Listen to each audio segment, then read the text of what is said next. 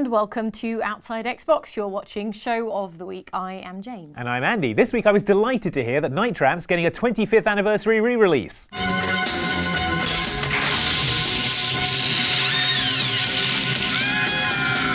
Isn't that famously one of the worst games of all time? Oh wait, I've got this in the wrong order. Can you go and stand over there? I don't get your references, Andy. What? That's how it works in Night Trap. Go! Over there. Stand next to the trap. Okay. The Night Trap.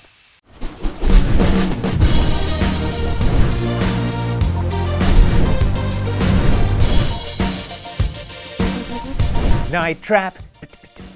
Andy, can we talk about some games that aren't 25 years old, please? Night Trap. Andy, please.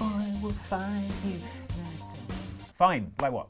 Like The Surge, Andy, which is a sci-fi action role-playing game named after some kind of surge, we assume, although we have played it and still aren't sure to what the name of the game refers.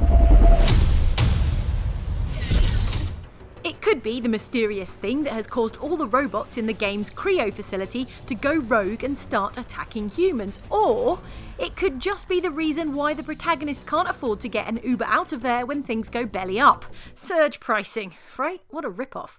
Either way, The Surge, which comes out next week, transplants tried and tested Dark Souls mechanics almost wholesale into a sci-fi setting.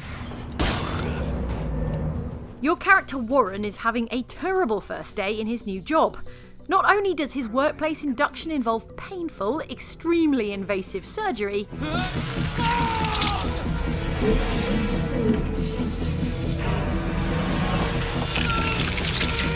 but he wakes up from said surgery to discover everything other than him is either a killer robot, a killer zombie, or a killer zombie robot. Still, on the plus side, I bet the lunch queue at the office canteen is pretty much non-existent. It's your job to work out what the frick is going on, how the shadowy Creo Corporation is involved, and why you're seemingly the only exosuited employee unaffected by this bizarre outbreak.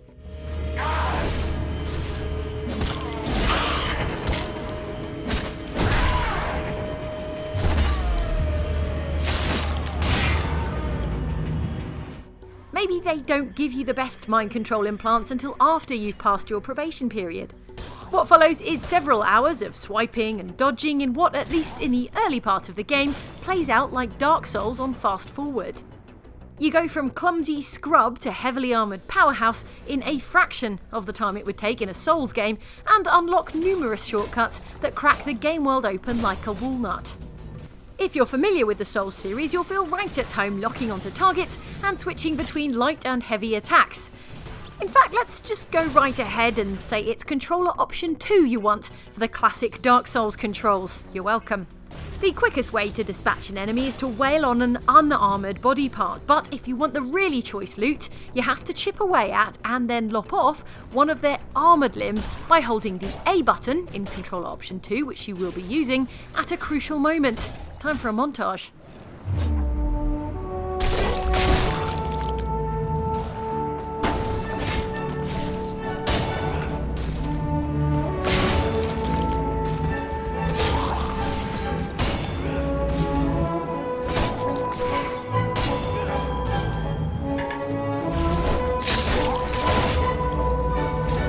It's the very definition of a risk-reward mechanic, because if you do get killed, you respawn at the last medbay you visited, all the enemies are reset, and in true Dark Souls fashion, there'll be a tiny pile of your collected tech scrap where you died. Really, I think the game's design document might just be the Dark Souls Wikipedia page run through a find and replace. But that's not necessarily a bad thing. The Surge might not end up being the stone-cold classic that Dark Souls is, but with the recent announcement that the Dark Souls series is done for now, we will take a decent imitation of the original thing that borrows some of that original thing's best ideas. Unrelated, you should all subscribe to our new sister channel Outside Extra. Hey, I said unrelated.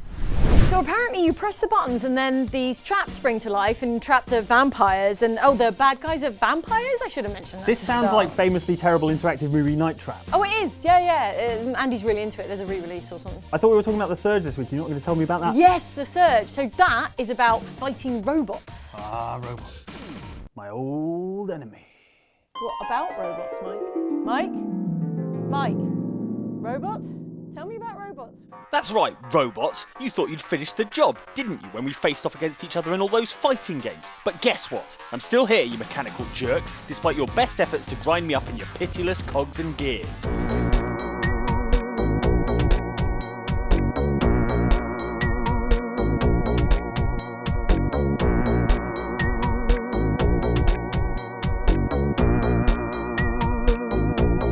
The final boss of woeful 1994 robot-on-robot fighting game Rise of the Robots is the Supervisor.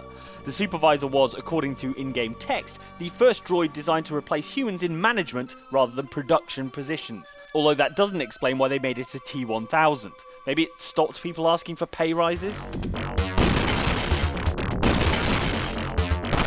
The very worst thing about the Supervisor was that to fight her, you had to play Rise of the Robots, which is one of the worst games ever made. Thankfully, she's no match for my secret technique of the one kick I can do over and over again.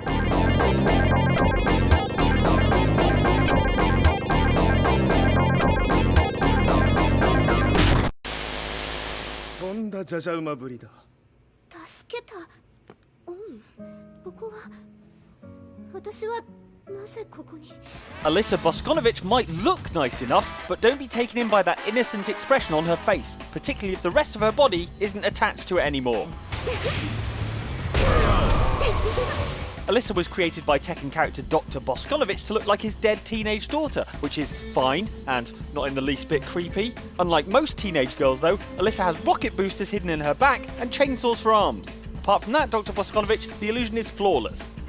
Mostly flawless. Alyssa wins.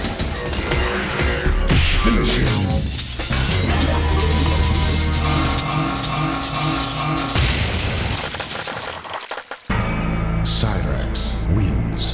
Fatality. Cyrax is one of the robot ninja jerks from Mortal Kombat and a great character to get into a fight with if you enjoy spending most of your time in a glowing green net. Or being chopped into a pile of bloody limbs.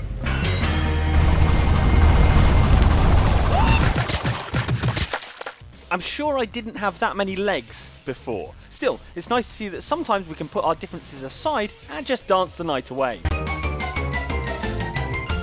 You have to download a firmware upgrade if you want him to do any other moves.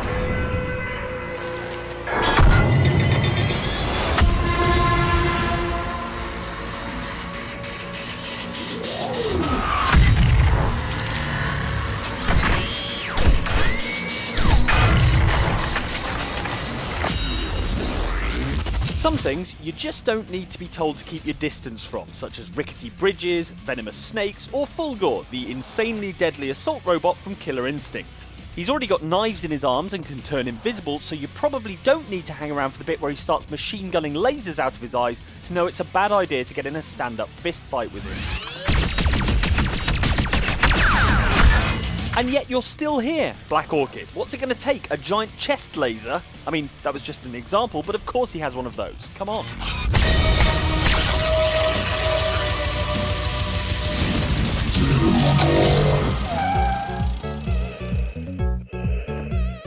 Prepare to strike. Now. There exists some debate in the Street Fighter community as to whether Q from Street Fighter 3 Third Strike is actually a robot or a human being, to which I would say, look at him.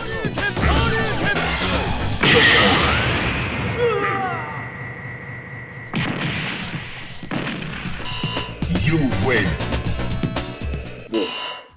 Anyway, robot or human, it doesn't really matter when he's delivering apocalyptic beatdowns without breaking a sweat, be you man, woman, whatever 12 is, or car. That's cool. Still, at least you know when you've been on the receiving end of a beating from Q, you're in for one of his famous inspiring victory speeches. Really makes you think. Oh, sorry.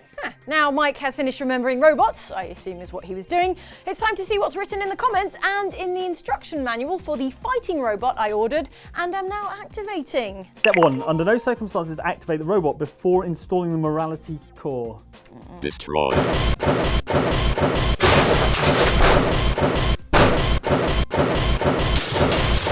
Crush kill. That's probably fine. So let's start this week with the comments on last week's show, all about Prey and the times we were tricked in video games by shape-shifting jerks.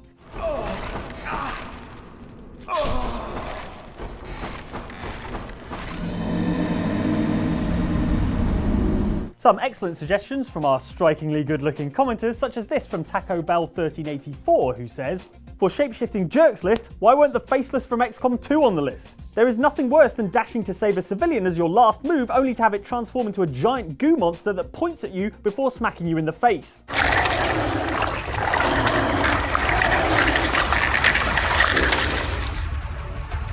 The pointing is the worst part. So rude.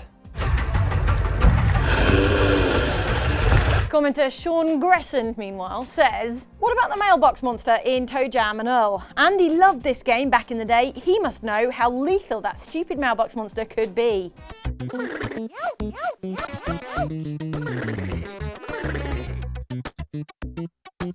That explains why all my mail keeps going missing.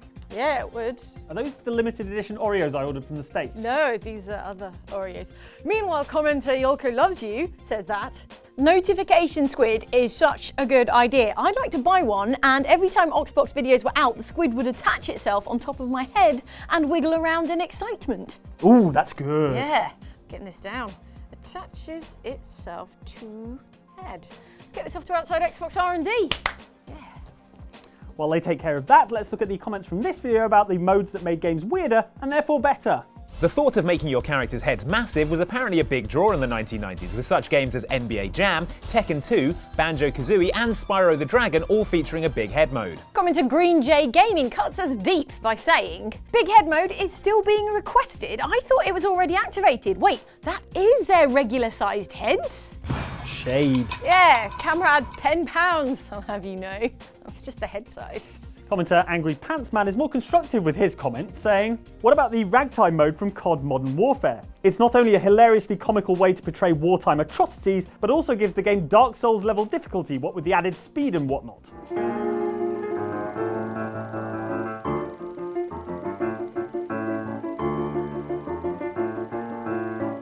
I like it! War.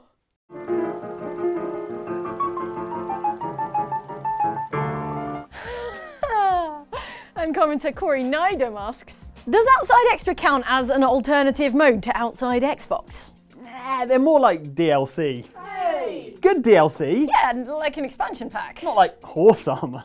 They're not horse armor. Alright, let's move on to these comments on this video about the least survivable things going on in the upcoming Injustice 2.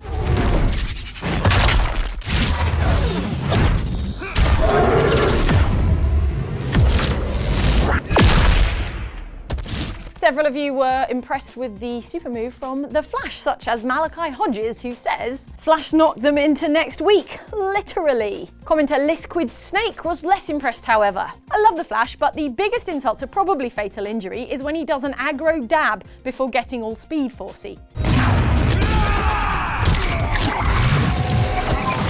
While Matt Wang 1, bad luck on missing out on that username, says, "I'd argue the Black Adam super move is far worse than the motorbike murder." God.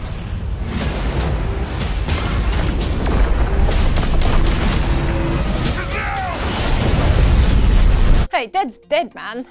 Oh, speaking of, I'm heading back to the sofa and you're gonna want this. What is it? It is the morality core for that fighting robot.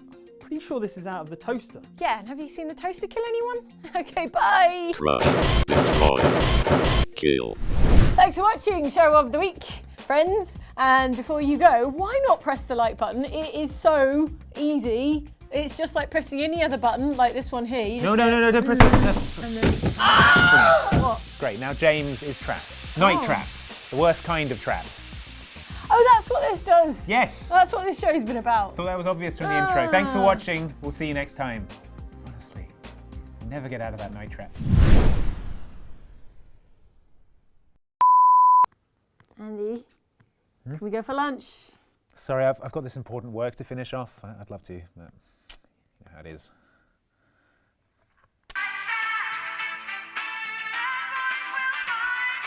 I thought you were going for lunch.